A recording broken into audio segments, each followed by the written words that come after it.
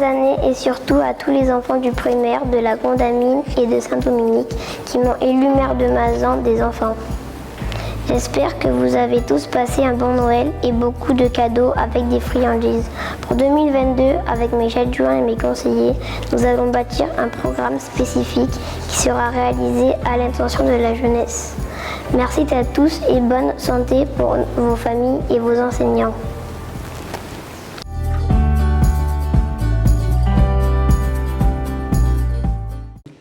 Bonjour et meilleurs vœux aux Mazanais, aux Mazanaises. En prenant la suite de Jonas qui a présenté ses vœux au nom du Conseil municipal des enfants, moi je présente mes vœux à toute la population aussi, et notamment à tous ceux qui rencontrent des difficultés avec cette crise sanitaire. J'ai également une pensée pour, tout à l'heure Jonas en a parlé, des enfants qui sont en primaire, à l'école Saint-Dominique comme à l'école de la Condamine, et ces enfants, l'équipe de Jonas, vont passer en fin d'année au collège. Et là, donc, je leur souhaite de réussir leur passage au collège, en leur rappelant d'ailleurs que la mairie leur offrira, s'ils passent au collège, un dictionnaire.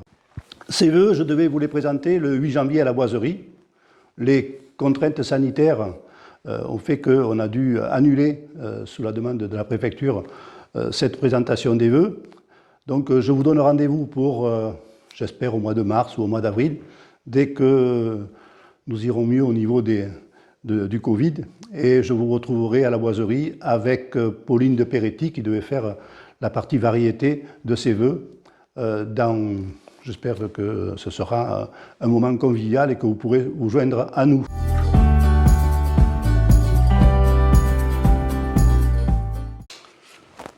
Traditionnellement, les vœux, c'est l'occasion de faire le bilan et en même temps de se projeter sur l'année 2022. Alors, je ne vais pas rentrer dans le détail parce que ce serait un petit peu fastidieux. Je le ferai certainement avec un petit montage vidéo lorsque nous serons à la Boiserie. Mais là, on a choisi de venir ici. Alors, on est à Foussa. Vous avez la plaque Francine Foussa. Et on est donc dans l'espace culturel. Et là, on est vraiment au cœur. À côté, nous avons la bibliothèque qui actuellement est en activité. Peut-être qu'on pourra faire quelques images de la biblio avec les enfants de la maternelle. Mais là, on est dans l'espace numérique. C'est un espace qui est tout à fait nouveau, que nous sommes en train d'installer. On a pratiquement tout est en place. Vous avez les ordinateurs et vous avez donc, grâce à France Numérique, nous avons eu des aides aussi pour recruter un animateur numérique qui pourra recevoir les Mazanaises et les Mazanais lorsqu'ils ont des problèmes parce qu'ils n'ont pas chez eux, soit ils n'ont pas Internet chez eux, soit ils n'ont pas d'ordinateur, soit ils ne savent pas bien s'en servir.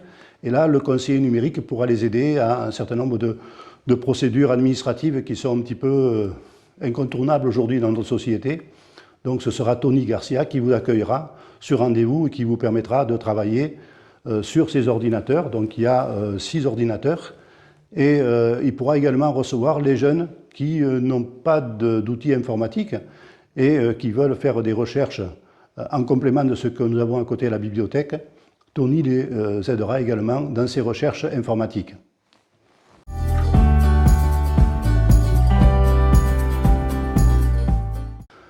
Dans le bilan de 2021, bien sûr, nous avons été retardés sur beaucoup d'actions avec le Covid, mais je voudrais souligner que nous avons mené à terme l'aménagement de la station de lavage des pulvérisateurs. Donc elle n'a pas été encore inaugurée, elle le sera au mois de mai avec l'association qui gère cette aire de lavage, mais elle est aujourd'hui opérationnelle.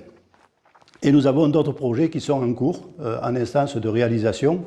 Il y a bien sûr la vidéosurveillance, il y a l'extension de Foussa qui est prévue également, la vidéosurveillance, il y a également le projet de gymnase. Nous avons également en cours des travaux sur la voirie pour remettre en état les voiries, pour faire en sorte que la sécurité soit augmentée. Nous avons mis en place plusieurs aménagements type ralentisseur. Et nous allons poursuivre en 2022 cette activité parce que c'est une demande qui est récurrente au niveau de l'ensemble de la population. On reçoit tous les jours des Mazanais qui nous disent « devant chez moi, ça roule trop vite, c'est dangereux pour les enfants, pour les personnes âgées. Donc on s'emploie à faire en sorte d'intervenir à ce niveau-là. Ça a un certain coût aussi, mais c'est important pour la sécurité. Puisqu'on parle de sécurité et circuits et routes, je voudrais signaler en même temps le travail que nous faisons pour la déviation des camions. C'est pas facile parce que c'est le conseil départemental qui a la main sur la déviation. Je suis intervenu auprès du conseil départemental, j'ai écrit à la présidente. Pour l'instant, je n'ai pas trop de retour. J'espère qu'elle me recevra dans quelques jours. Je suis intervenu, donc notre conseiller départemental, Max Raspail, lui, est bien d'accord avec nous. Les maires qui sont en amont de Mazan et dont les habitants doivent traverser Mazan sont aussi favorables à cette déviation. Monsieur Morena, notre député, a organisé une réunion avec le sous-préfet et les maires. Et là aussi, il y a un projet qui est en train de se dessiner.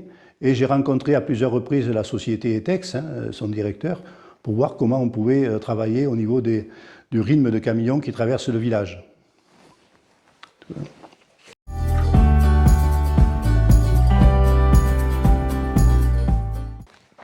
Concernant les logements sociaux, c'est un sujet aussi récurrent sur la commune. Vous savez que nous sommes en carence et que nous avons même une pénalité importante, 188 000 € à verser chaque année au service de l'État. Nous avons plusieurs projets en cours pour construire une centaine de logements sociaux qui s'accompagneront également bien sûr de logements classiques.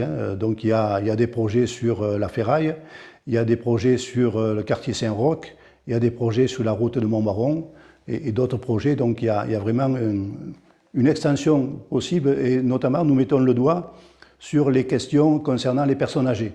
Beaucoup de personnes âgées souhaitent se rapprocher du centre du village et venir habiter des maisons, des appartements un petit peu plus petits, adaptés à leurs besoins. Donc là, nous nous y employons également.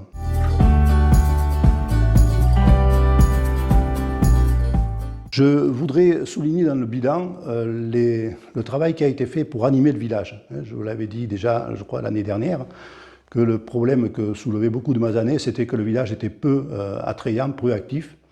Donc nous avons, avec le comité des fêtes et des associations, engagé toute une série de manifestations. Ça va du vide-grenier, la fête votive bien sûr, il y a le carnaval, il y a eu les nuits du mois d'août, il y a eu le marché de Noël, avec bien sûr en clôture ce feu d'artifice qui a plu à tous les Mazanais présents. Et donc cette activité-là, nous avons aussi les baroudeurs, nous avons eu aussi la fête du muscat. Il y a vraiment pratiquement chaque mois une activité qui fait que les Mazanais peuvent se distraire facilement sur la commune. Et à cela s'ajoute bien sûr le programme de la boiserie, où malgré la crise, malgré les contraintes, nous avons pu maintenir un programme, une programmation intéressante. Et je voudrais souligner dans les programmations qui ont été nombreuses à la boiserie, le jeune orchestre Rameau, qui a été quand même une manifestation internationale, qui était sous la coupe de la baguette de Bruno Procopio, qui est un chef d'orchestre international, qui a fait venir une cinquantaine de jeunes prodiges musiciens de toute la planète. Il y avait des Chiliens, il y avait des Coréens, il y avait des Japonais. Et c'était vraiment un orchestre qui était extraordinaire, et que nous souhaitons reconduire sur 2022.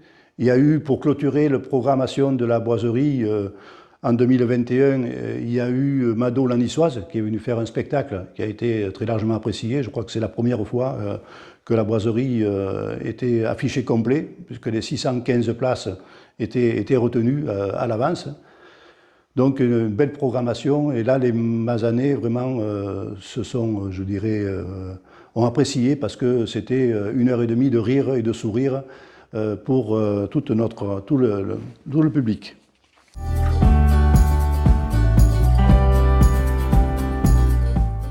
Une autre action qui a été également importante et qui est très appréciée des Mazanais, c'est l'action conduite par le CCAS. Donc, nous avons pris en charge un certain nombre d'actions, notamment tous les trimestres, pratiquement toutes les saisons. On fait le tour de tous les Mazanais qui ont plus de 90 ans, et nous leur portons une petite attention. C'est des fleurs, c'est une barquette de cerises, c'est une barquette de raisin de table, une barquette de fraises, une barquette d'asperges, pour pour d'abord leur rendre visite, pour qu'ils sachent que la commune est à leur disposition. Et en fin d'année, nous avons fait un colis de Noël qui a été distribué à 325 Mazanais et Mazanaises qui ont plus de 80 ans. Et ça a été particulièrement apprécié là aussi parce que c'était un panier gourmand de qualité.